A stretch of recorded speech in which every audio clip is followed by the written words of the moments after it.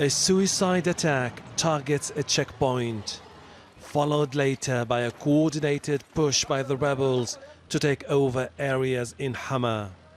The province remains under Syrian government control, but the opposition is gaining ground in the countryside. The rebels have seized ammunition depots as they continue their advance south.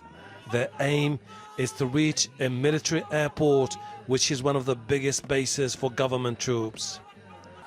The battle for Hama comes a few days after opposition fighters launched an attack on the outskirts of the capital Damascus. They want to link East Ghouta with Qaboun and secure areas that serve as vital weapon supply lines. But the United Nations Special Envoy is worried the fighting could undermine upcoming talks in Geneva. There are developments on the ground that are worrisome. That's why we need to maintain the political process as quickly as possible. And that's why I'm here. I'm planning after here to go to Ankara because I know that they are important partners that you are also dealing with.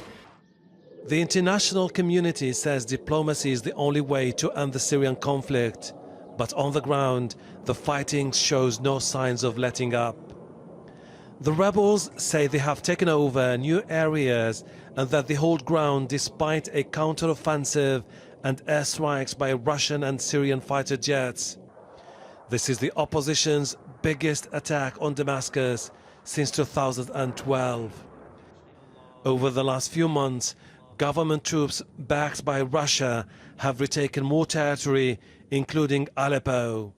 The capture of Aleppo in December was the biggest setback for the rebels since the start of the conflict in 2011.